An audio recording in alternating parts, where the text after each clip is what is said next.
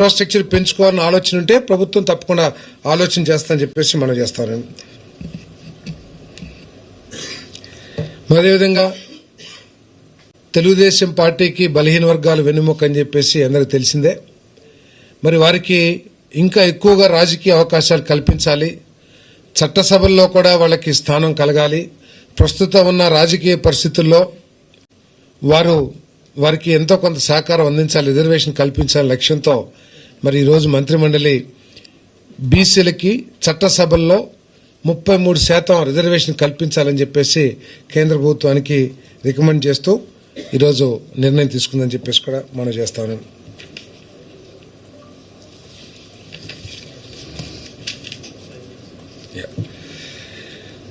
రాష్ట్రంలో ఇంకొక మరొక ఇంపార్టెంట్ ముఖ్యమైన సమస్య కానివ్వండి, లేకపోతే నిర్లక్ష్యానికి గురి కాబడుతున్న సెక్షన్ కానివ్వండి, కౌలు రైతులు. వేల కోట్ల రూపాయలు, లక్షల కోట్ల రూపాయలు ఎస్ఎల్బీసీ వాళ్ళంతా కూడా రైతు రుణాలు ఇస్తున్నారు, ఇవ్వట్లేదని చెప్పలేం. కానీ అవన్నీ కూడా రైతులకు అందుతున్నాయి. కానీ ఎక్కువగా వ్యవసాయం చేస్తుంది కౌలు రైతులు. బీసీలు, ఎస్సీలు, ఎక్కువగా భూమి లేని నిరుపేదలు, వీళ్ళందరూ కూడా ఎక్కువగా కౌలు వ్యవసాయం చేస్తూ ఉన్నారు. వాళ్ళకి నేరుగా ఆర్థిక సహాయం బ్యాంకుల నుంచి కానివ్వండి, నిబంధనల మూలంగా ప్రభుత్వం తరపు నుంచి కానీ అందట్లేదనేది అందరి చాలా మంది అభిప్రాయం.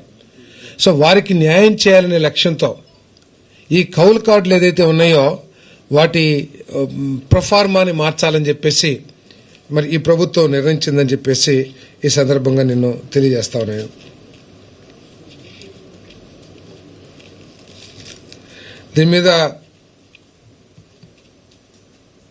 దీంట్లో ముఖ్యమైన సమస్య ఏంటంటే ప్రస్తుతం ఉన్న ఈ కౌలు కార్డుల మీద రైతు సంతకం తప్పనిసరి.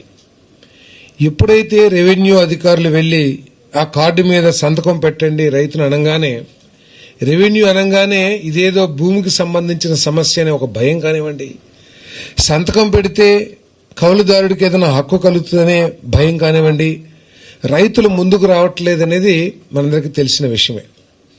తద్వారా వ్యవసాయం చేస్తున్న ఎస్సీ, బీసీ, భూమి లేని నిరుపేదలు ఎవరైతే ఉన్నారో వాళ్ళకి ఆర్థికంగా సహాయం అందక వాళ్ళు ఎక్కువ ఖర్చుతో కూడుకున్న పెట్టుబడి పెట్టాల్సిన పరిస్థితులు వాళ్ళకి కలుగుతా ఉన్నాయి.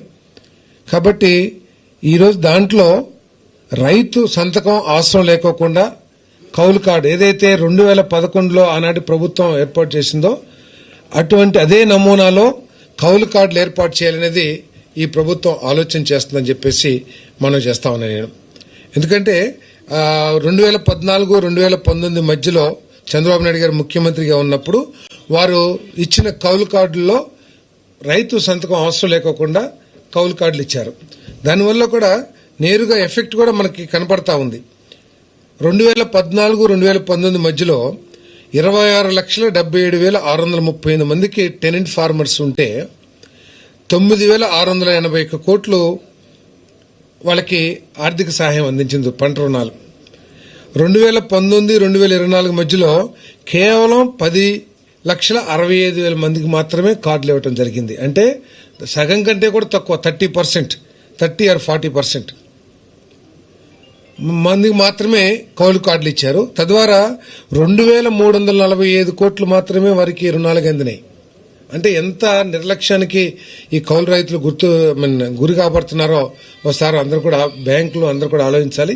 మరి అందుకనే మరి ముఖ్యమంత్రి గారు, వ్యవసాయ శాఖ మంత్రి గారు, మంత్రిమండలి అందరూ కూడా వారికి న్యాయం చేయాలనే ఆలోచనతో ముఖ్యమంత్రి గారు తర్వాత మంత్రిమండలి భావించింది ఏమిటంటే రైతుల్లో ఒక ఆందోళన కలిగే పరిస్థితి